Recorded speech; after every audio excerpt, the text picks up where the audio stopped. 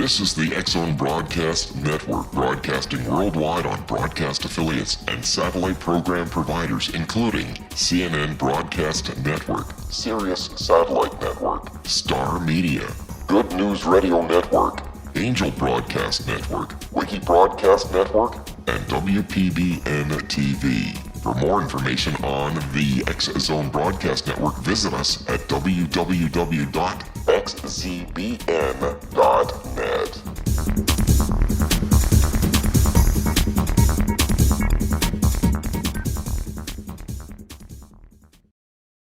And welcome back, everyone. My name is Rob McConnell, and this is the X-Zone on the Talkstar Radio Network from our studios in Hamilton, Ontario, Canada. If you'd like to give us a call, our toll-free number is 1-877-528-8255. That's toll-free throughout the U.S., Canada, Alaska, and Hawaii at 1-877-528-8255. My email address, xzone@talkstarradio.com. On MSN Messenger, talkstarradio@hotmail.com. And our websites, www.xzoneradio.com and www.xzonetv.com. My guest this hour is John Vasquez, and we're going to be talking about his book. And it's a very interesting book. It's called Incident at Fort Benning. Now, in September 1977, during the Joint Attack Weapons System test known as JAWS at Fort Benning, Georgia, the entire base witnessed a UFO invasion. As many as 1,300 troops were involved in the event. Most were left with severe psychological trauma and missing time gaps. John Vasquez was courageous enough to undergo counseling, regression therapy, and hypnosis. After 15 years of personal research, John and co-author Stephen Holms present the story along with plenty of government documentation. Readers of this book are asked to enter this experience with an open mind after reviewing the official documents and scrutinizing the appendix, make up your own mind regarding the incident at Fort Benning. Joining me now is the author, John Vasquez. And John, welcome to the X-Zone. Oh, thank you very much. Appreciate it. How's everybody doing? Oh, we're just doing fine. Thanks very much for taking time out of your busy day to join us here tonight, John. And tell us a little bit about yourself. Well, actually, I'm retired now, and I'm just taking it easy. I'm watching TV a lot and going out and eating. Now, tell me, what were you doing during the time of the incident at Fort Benning? Well, I just first got there at Fort Benning on a AIT training. It's advanced infantry training. Mm-hmm. It's a little bit different from basic. Basic and AITs. The only hard part on AIT is I think it's hand-to-hand combat. You got to learn that real quick. And the rest is marching as the same thing and running 5 miles a day every morning. So, yeah, it's just like normal routine procedure. Now, how long had you been in the Army before going to Fort Benning? Well, I was with the National Guard first. Right. And went to Fort Leonard, Missouri.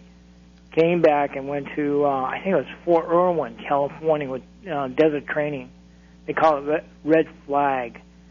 And I told the major there, listen, I want to go to RA, regular Army, and he okayed that, and I went to Fort Benning from there. John, we have to take a commercial break shortly, but when we come back from the commercial, I'd like you to take us through the events on the September day in 1997, where there was this event that involved 1,300 troops. Yes, I know it sounds really unusual, 1,300 men being abducted, and it sounds really wild and bizarre, but I keep looking back at it every time when I talk about this, and there's so much evidence involved with this, and the people I've talked to who was also there at the time, and it's a long story, but I'll make it as briefly as possible, and let's get to the facts of what's going on. All right, you and I are going to the commercial break. Please stand by, John. John Vasquez is our special guest this hour. He is the co-author of Incident at Fort Benning. He authored this book with Stephen Holms. If you'd like to give us a call and ask John any questions pertaining to the incident at Fort Benning, our toll Free number is 1-877-528-8255. That's 1-877-528-8255. And we will be back on the other side of this commercial break with from our fine sponsors, talking about the incident at Fort Benning, live and around the world with John Vasquez on the Talkstar Radio Network from our studios in Hamilton, Ontario, Canada. Don't go away, Exonation. We'll be back right after this break.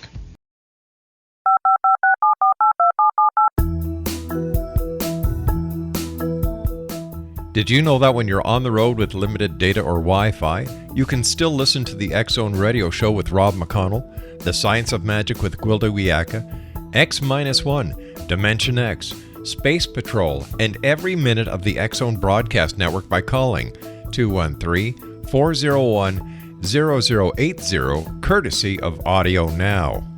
No smartphone, app, or internet needed. It saves your data plan, and it's free if you have unlimited minutes. Call 213-401-0080 to listen on any phone, anytime, anywhere. Remember 213-401-0080 for the best of the paranormal, parapsychology, and sci-fi radio programming anywhere, 24/7, 365.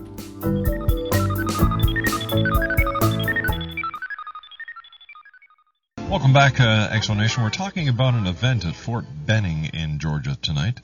Joining me is John Vasquez. And John, I was wondering if you could take us to what happened that day in September at Fort Benning.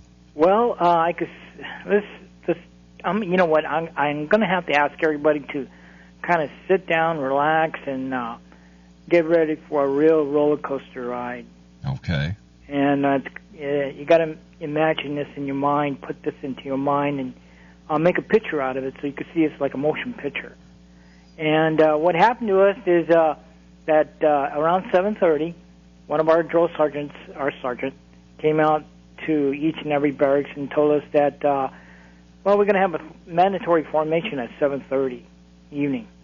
And sure enough, he came around about 7:30, and everybody walked out to this playing field. It's a wide playing field kind of area, and there's Alpha, Bravo, Charlie Company, and Delta Company, and each company consists of 300 men.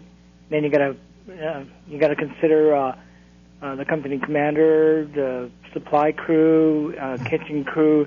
They're talking about 1,300 people out there in this mandatory formation, and you got to be out there, or you're considered AWOL, which is AWOL. And when we got out there, we just stood out there for about, about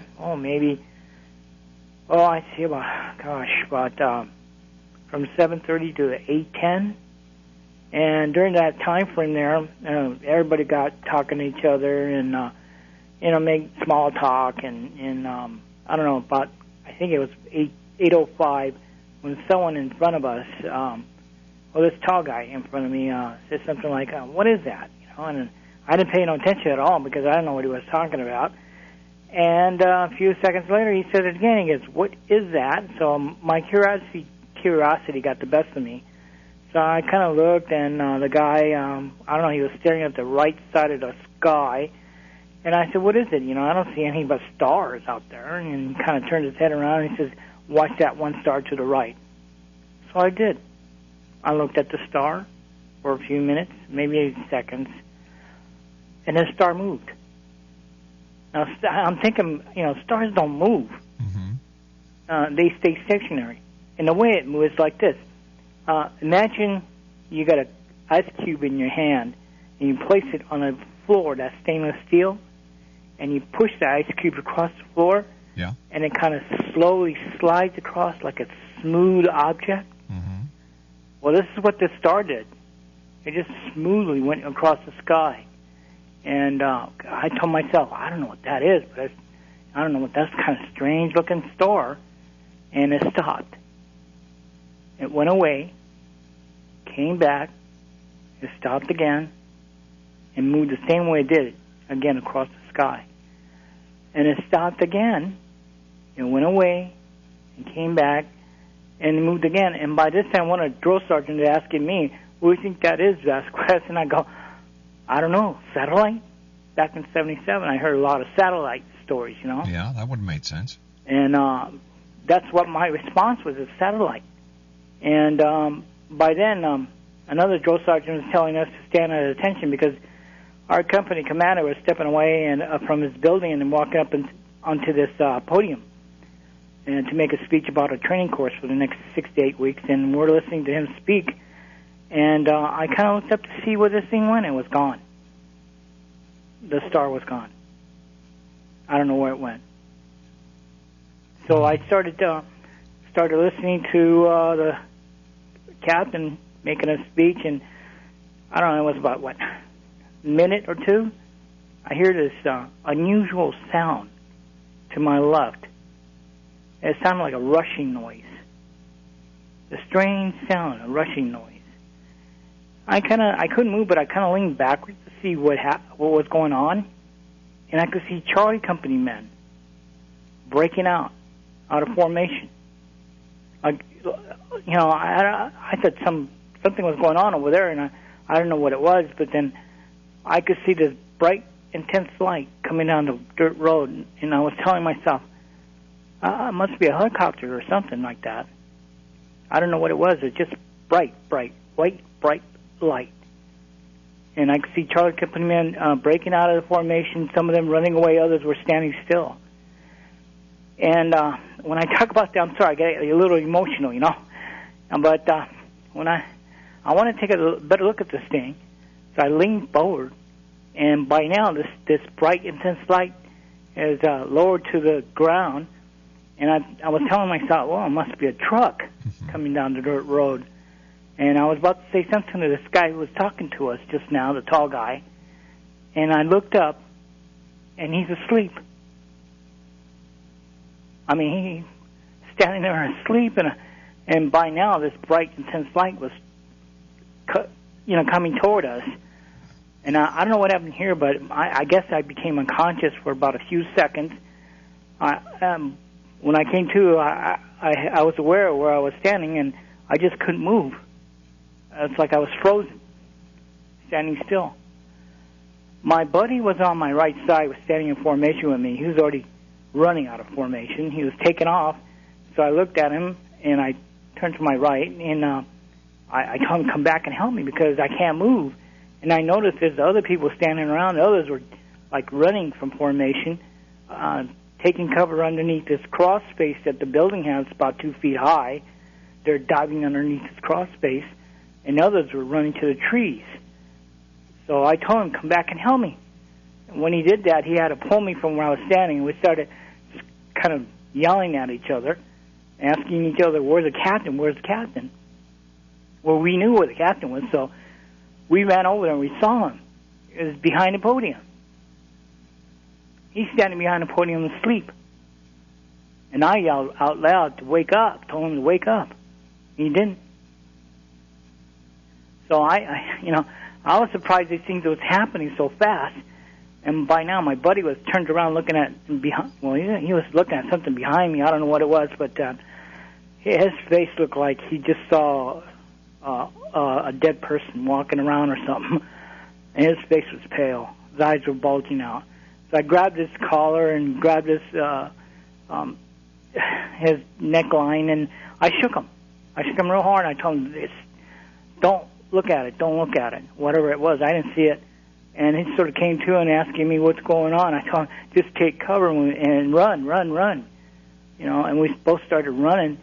And we went to the first building, and there's something crawling around in this crawl space, and we didn't know what it was. And it got some dark shadows moving around there, and we both stopped, and I told him, hey, go get help and take cover. He said, I'm going to stay with you and see what this thing is, and it was one of us. He was crawling out the building, and he's screaming, what's going on with the captain? Mm-hmm. And we told him, hey, the captain's asleep. There must have been some other people underneath the building because he was yelling at them or something. He was turned around yelling at somebody. And we told him, yeah, just go back in there, just take cover, just stay underneath the building. And my buddy and I started running again to the second building. And at the far end of the second building, there was people at the far end. They were yelling our names and calling us to come over there. So we went running over there. And we got underneath the building, and that's when the argument started because we didn't know what was going on, and things were happening so fast. We were arguing and cursing at each other, and we thought it was the Russian invasion at that time. Because at that time we were all been told the Russians are this and Russians are that all day long.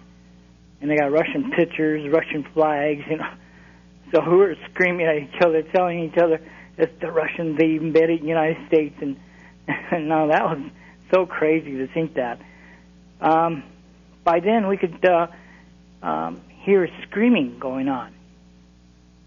High-pitched screams from the formation we were at. The guys we left behind there, they were screaming and stuff. Something's happening to them.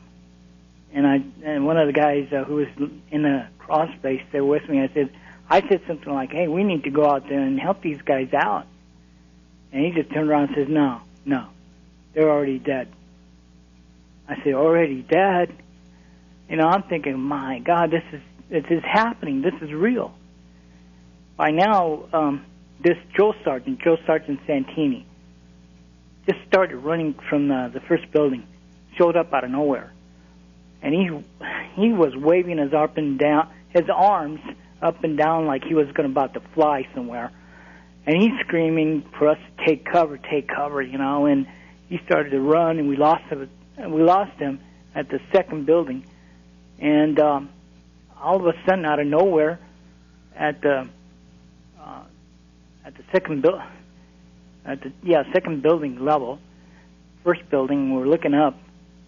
There's a white ball that disappeared.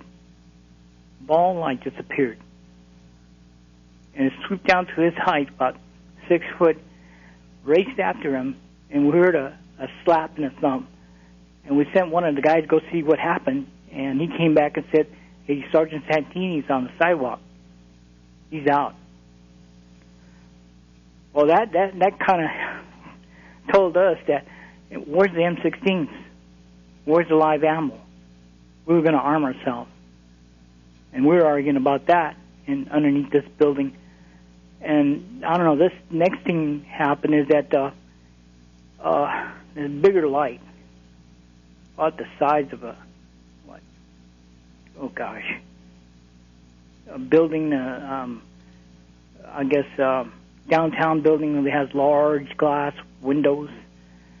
These barracks has large glass windows, and this light was pretty big. John, you and I have to take our commercial break with the news at the bottom of the hour. Please stand by. Are you okay?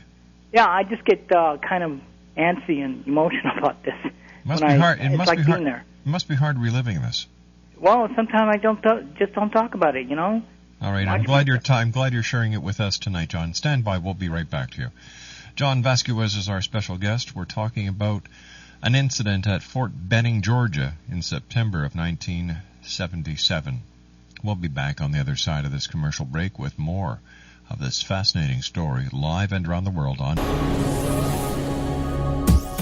This is the X-Zone Broadcast Network, broadcasting worldwide on broadcast affiliates and satellite program providers, including CNN Broadcast Network, Sirius Satellite Network, Star Media, Good News Radio Network, Angel Broadcast Network, Wiki Broadcast Network, and WPBN TV. For more information on the X-Zone Broadcast Network, visit us at www.xzbn.net.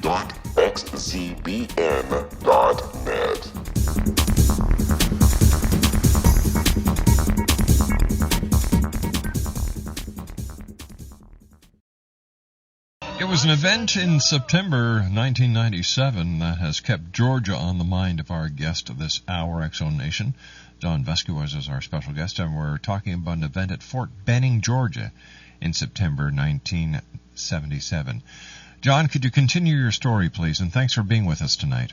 Yes, thank you for having me on your show. I appreciate it. Going back to the story, I know I sound really anxious, but, it's just I get into that mold, and it's not non-stopping. I mean, I was there, so, I know what happened to us. You relive it every time you talk about it. Yeah, it's like this happened last night. So, again, going back to the story, I remember lying on the ground, and I'm looking up, and this bigger light just started cruising around on the first building. And I'm going, this is not happening. This light was huge and intense, bright white light. And it was so bright that it was silhouetting all the frames in the building. So I'm going, wow, what is this? You know, I must be hallucinating this. And my buddy who was laying next to me is asking me, John, what is it? What do you think this is? And I go, I don't know, but whatever it is, it's coming around the building. So he asked, what do you want to do? And I said, well, you know, there's the building we're in, underneath, it's really dark, so why don't we just crawl into the center of the building? So all of us did. So we went to the center of the building, stopped, and by now this object parked itself in front of us. And it silhouetted the whole building, illuminate the whole, it just illuminated everything, too. And that's when I started hearing something. It sounds weird, unusual, and bizarre, but my left forehead started to get cold, and there was pressure there. And I hear this female voice. It said, it's okay. Don't be afraid. Come out. And I'm going, whoa, it sounded like a metallic voice far away, but it's right there. And I'm asking the guys, do you guys hear this? Do you guys hear this? And they're all kind of looking at me like, John, what's wrong with you, you know? And I heard it again. She said the same thing. And by now I was telling the guys, and I told them, listen, let me go out there and see what this thing is. And, well, they kind of agreed, and I started crawling out. There was another guy who followed me, but I told him to just stay behind with the rest. And when I started crawling out of the building, I noticed something even more bizarre. Every time when I crawled closer and closer to the grassy mall, my hands would disappear, vanish. Your hands would disappear? Yeah, invisible. I could feel the ground, but I can't see my hands, both my hands. It's like maybe the light was so intense, my hands would disappear. I don't know, that was kind of strange. Really. Yeah, it would disappear, and I could feel the ground. That's weird. And when I started crawling out, I felt this concrete sidewalk, and I felt that. And I went up on the grassy mall. I stood up, turned to my left, and this huge, intense white light was sitting right in front of me. And I looked to my left, or down below to the left, and there was something small. It was in the light a little bit, but it was something small, scurry right back into the light again. I don't know what that was, but it's like a small thing. And well, I wanted to shield my eyes from this brightness, so I looked at my left hand, and I see my hands now, and something hit my shoulder, and it sounded like a fuse being blown. And I go down, and I could hear one of the guys screaming my last name and reaching for me, so I reached back at him, and I felt something else hit my back, and I became unconscious. And I don't know how long that was, but then when I noticed or heard something, there was a person on my left, another person on my right. There was a cover over me, and I was being lifted up like in an elevator, and I was heading straight to this. It looked like a doorway light. Something opened up. And I wasn't the only one who was being lifted up from the ground, too. There was other people coming up, other guys, other soldiers. And you were going up into this craft? Yeah, there was a door opened up or something in the sky. You know, the whole sky is dark. I don't see any stars. But then there's a bright light, like a door opened up. And we're heading right straight to it. I was, and so was the other guys. When I got there, well, I hear this female voice again. Now, when you get there, you're inside the ship. Yeah, I was inside the ship, and I could hear this female voice again. And she asked me, how are you? How are you doing? Or something like that. And I'm thinking, what? You know, I didn't say nothing. I was just, I guess, talking to her from her mind or something. And I was going, what do you mean by how am I doing? You know, It's a strange question to ask, and I'm going through all this. And she said, don't worry, everything's going to be fine. You're going to be okay. Just lay still, and we'll take care of you. So, I don't know how long I was out, but once in a while I would wake up or something, and all of a sudden when I did that, I turned to my face to my left, and I see rows of guys lying on metal slabs. And this place was huge. It's like walking into a mall. Wow. And there was rows of guys like in line, but it was kind of curved, circular. And I'm looking at these guys and going, God, what is this? What's going on here? And she came back and she pointed her long finger at me and she said, go to sleep. So I passed out right there. I think she didn't want me to see what was going on. What was going on? Examination, row by row, one person at a time, like a conveyor belt, next one. And I'm out for a while, and then next day I remember, after she pointed her finger at me, is that I'm sitting up, and I'm looking at this unusual, terrifying look. It was a male being or something. The hideous part is that his cranium, his head, had lumps on it, huge lumps, like bumps, And I'm looking at him. He's telling me, look into my eyes and you'll be fine. And I go, no, I'm not looking into your eyes. I don't know who you are. I don't know what's going on here. I must be hallucinating all this. And he says, no, just look into my eye and you'll be fine. So I'm kind of looking into his eyes, and 3 images came to my mind, like a picture. One was myself standing in the middle of the ocean. I mean, thousands of miles all around me, there was no land. I'm just standing in the middle of the ocean. And the next one was I was in my room, well, not my room, but in some huge room, and there was lights flickering off and on, different lights. And I'm seeing this window, huge window, glass window, like a, I don't know, viewpoint. Right. And I'm looking at this planet being destroyed, exploding. And, a lot of people ask me, well, you think that was Earth, John? I go, no. I had the impression that they were telling me that was their planet. Their planet was being destroyed. And they were looking for another one. And I think they found it here. Now, when they were communicating with you telepathically, did you feel as if you were in any imminent danger? Did you feel as if there was safety aboard this craft? Well, actually, they were in control. Mm-hmm. And what they wanted to do was to take us in control. So, basically, I felt, actually, no kind of hostile environment at all, or hostile feeling from these guys.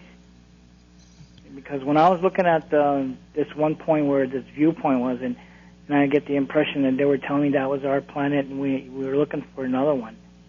And then, like I said, they did find one, which is here. How long they're going to stay, I don't know.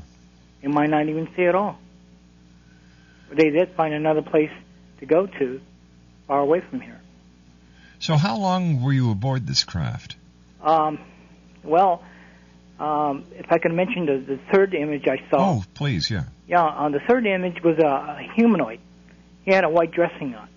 Looked like a hat. Mm-hmm. His face was all pale, white pale, like paste, white paste face.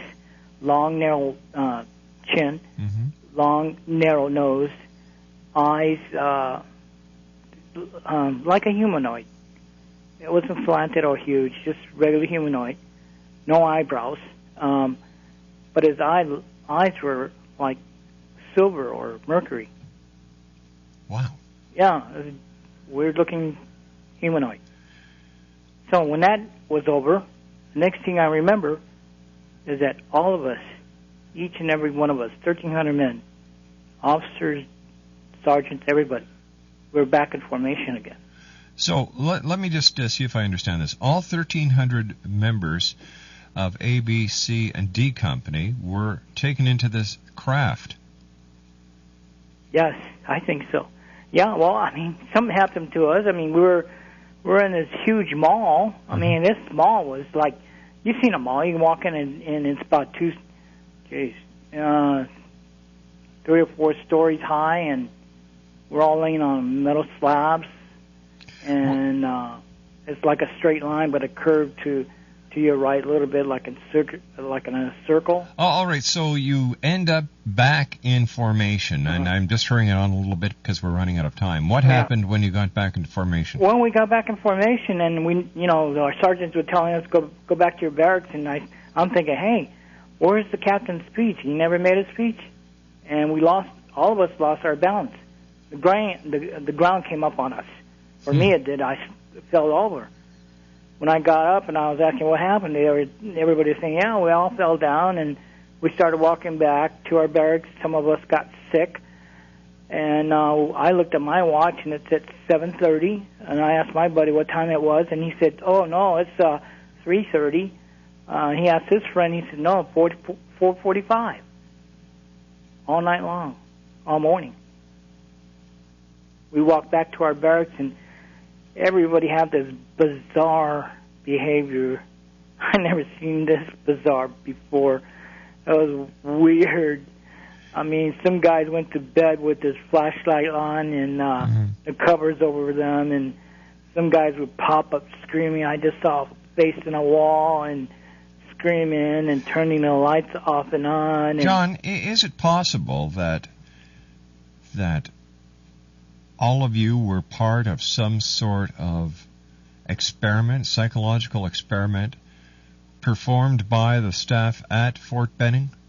That's a good question you asked, because I checked that, and, I have to jump way to the last week of September. Now, we're jumping across pretty, like 3 weeks to jump, okay? Yeah. And, we, the last week of September, not mentioning the other rest of the thing that happened to us in between the month of September, this female officer came by, very petite. She had about, 5 or 6 drill sergeants that we never seen before, and they were like ex-football players, 6'6", 6'8", 6'7", and wherever she went, they followed her around. And we're kind of surprised to see her around because she's female, and there's no female around in our post.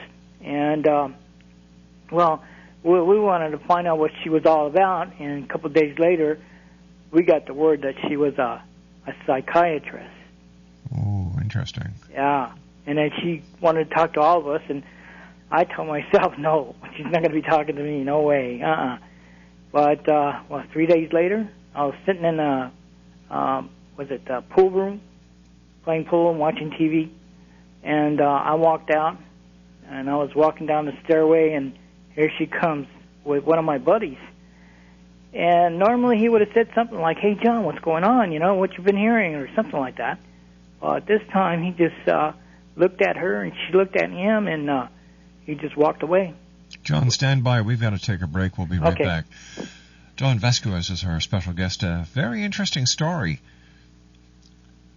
This goes back to September 1977 in Fort Benning in Georgia. The name of this book is entitled Incident at Fort Benning. It's available on Amazon.com.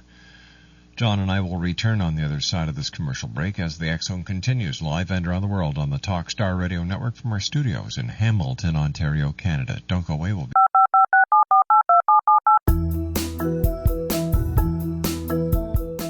Did you know that when you're on the road with limited data or Wi-Fi, you can still listen to the X Zone radio show with Rob McConnell, The Science of Magic with Gwilda Wiyaka, X-1, Dimension X, Space Patrol, and every minute of the X Zone broadcast network by calling 213-401-0080, courtesy of Audio Now. No smartphone, app, or internet needed. It saves your data plan, and it's free if you have unlimited minutes. Call 213-401-0080 to listen on any phone, anytime, anywhere. Remember, 213-401-0080 for the best of the paranormal, parapsychology, and sci-fi radio programming anywhere, 24/7, 365.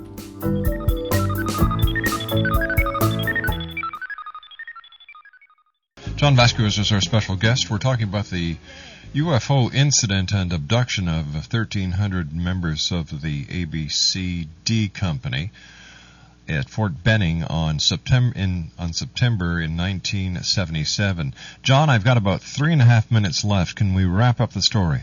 Yeah, I'll make it really fast. And what happened next to me is that when she came up the stair, I saluted and she saluted. Next thing what she did was unbelievable. She just took my left hand and jabbed me with something like a needle, and I was under drug-induced hypnosis.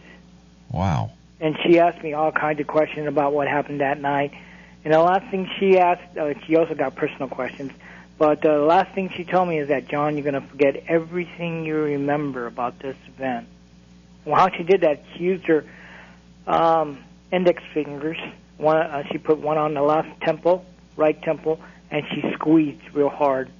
And I know I was screaming, don't do this, part of me will die. But she did it anyway, and gosh, the next thing I remember, I stood up, and she's standing in front of me, and she's screaming, what are you doing here, soldier? Let's go back to work. And I'm saluting, and I go, well, I forgot everything. Wow. Yeah, I was gone. Everything was blocked off. And I did contact some of the... I'm sorry, go ahead. No, go ahead, sir. Yeah, I did contact some of the people that was there, and I found my sergeant and my captain, and I asked them questions about the formation. They couldn't remember anything, but there's one thing I found. There was a down chopper that was on fire, and I got that information from Fort Worth, Alabama. I said, do you remember that down chopper that was on fire? No.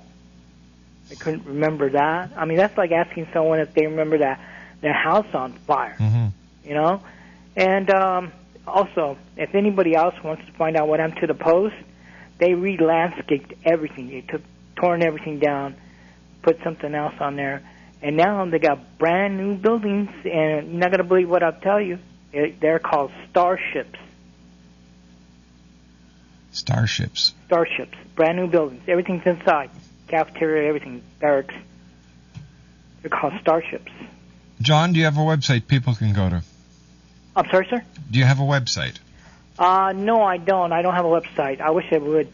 Gosh, I'm trying to get myself built up here, and I've been working at this for 15 years. But you know how it goes. I mean, you got to have resources, do all these things, and I like to do this so that way people will know what's going on with this, and not just shake it off and just say, it's one of those stories. It's one of those big deal stories or something like that. But I investigated this. I got paperwork. I got people talking.